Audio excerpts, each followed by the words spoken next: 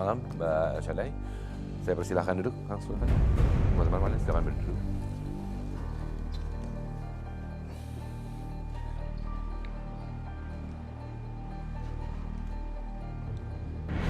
Baik, dan saat ini sebelum kita mendengarkan cerita dari medium kita Mbak Elsada yang sudah bergabung, namun sebelumnya kita akan melihat video-video misteri yang beredar di sosial media dan saya akan minta juga tanggapan dari Tasya, Ervan ataupun juga mungkin Kang Sule juga bisa menambahkan. Baik, kita akan sama-sama menyaksikan video yang pertama. So, ada seorang bapak-bapak yang lagi asik ngevideoin anak balitanya yang dipakein topi kelinci. Kalian tahu kan topi kelinci yang kekinian yang telinganya panjang dan kalau dipencet bisa gerak-gerak bagian atasnya gitu guys. Nah, tapi pas ngevideoin anaknya, tanpa disengaja, tiba-tiba ada sosok lain yang ikut terekam di videonya. Perhatikan baik-baik.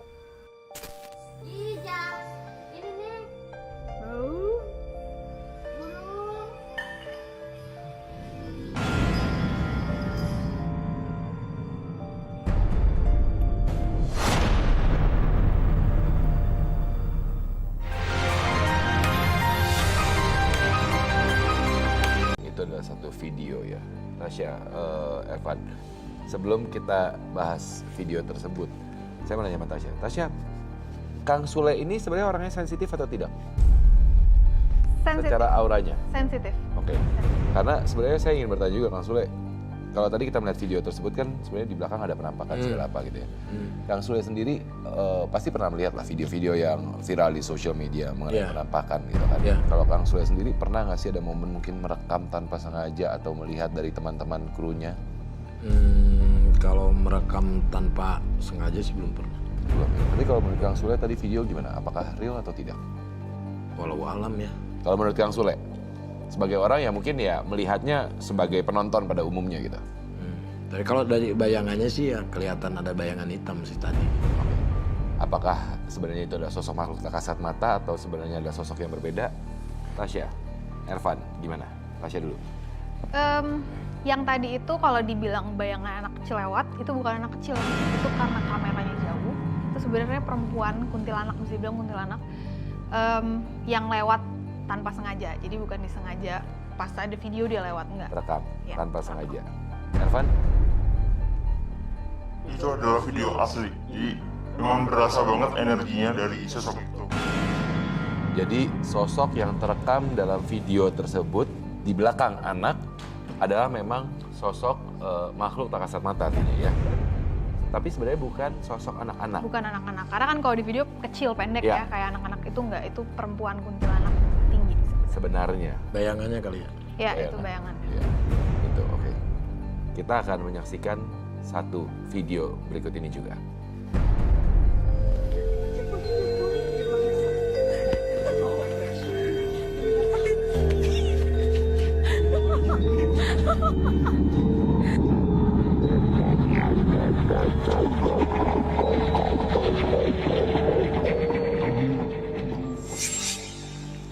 Lorong yang menyerupai seperti lorong rumah sakit ya, seperti dalam video tersebut.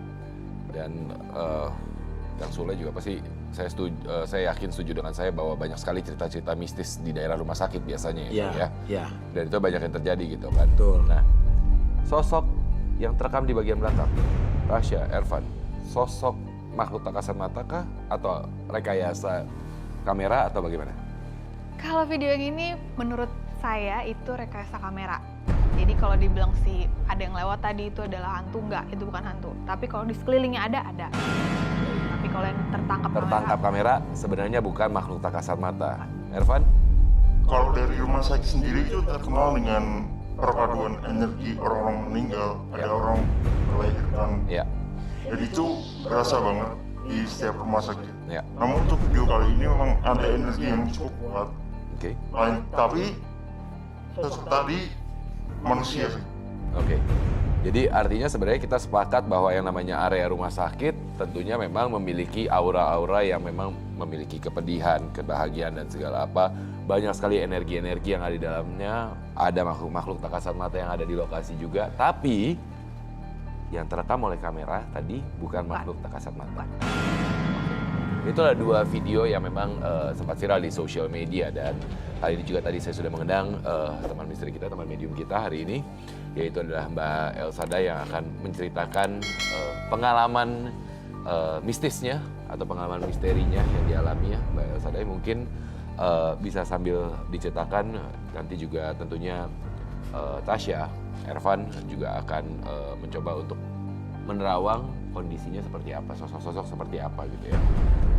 Sebelumnya juga mungkin saya ingatkan pada teman misteri di rumah bahwa pada saat ini juga Mbak Elsada sudah memberikan foto lokasi pengalamannya ya, yang dimana akan digambar oleh Ervan mengenai sosok-sosok yang ada di lokasi tersebut. Silakan.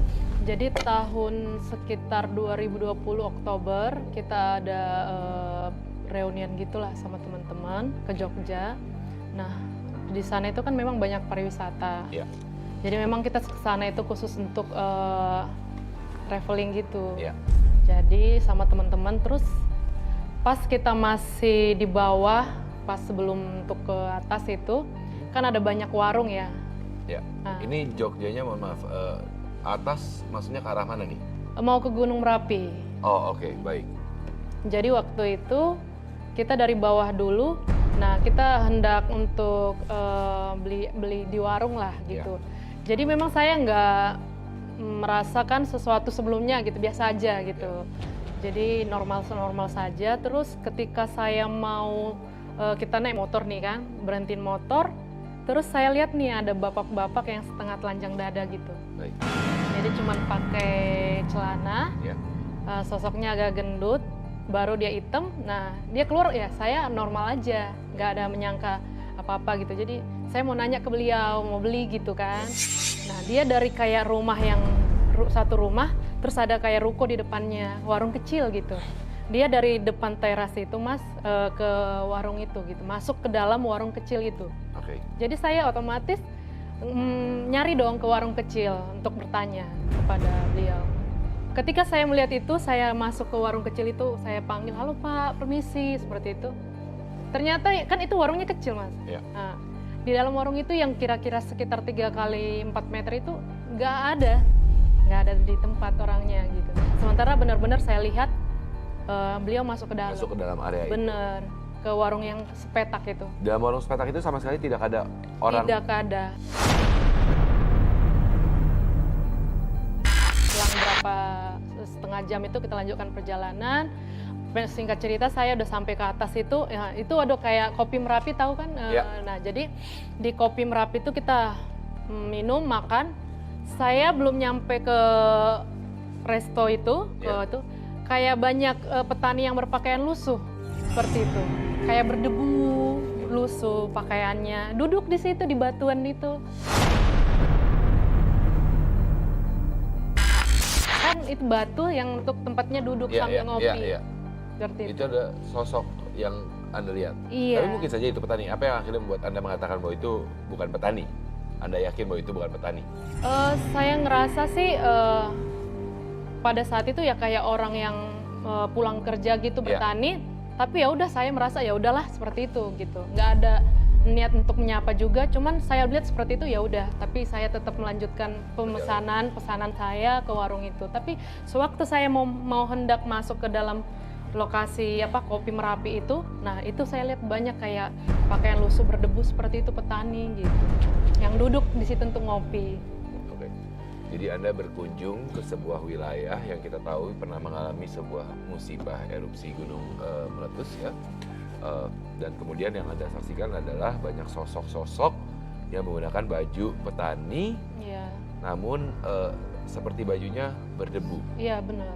lusuh dan berdebu. Iya. Oke, Tasya, mungkin Tasya sambil bisa melakukan screening terhadap Mbak Elsada juga, mungkin sambil duduk bisa, sambil Tasya mungkin screening. Kang Sule, Ya. berlibur, namun kemudian mengalami interaksi. Kalau berlibur sih belum pernah, tapi kalau pas waktu itu aku manggung Ya. di daerah perbatasan Sukabumi Banten lah. Ya. Aku lupa lagi daerahnya mana. Dan di situ tuh pegunungan. Dan saya pikir ini nggak mungkin ada yang nonton kan gitu. Ya. Nah, ada salah satu dusun lah gitu, ketua dusun, aku dibawa ke sana, terus akhirnya kita manggung tuh, manggung. Tapi banyak orang tapi berasa sepi gitu. Banyak orang tapi berasa sih. Iya, sepi kok. Ngelawak nggak lucu ya gitu. Nah, tapi ya udahlah, jangan so much go on. Iya. Artinya sampai beres dangdutan udah itu banyak banget yang nonton. Oke. Pas begitu turun dari panggung 5 langkah lah gitu. Pas dilihat udah hilang.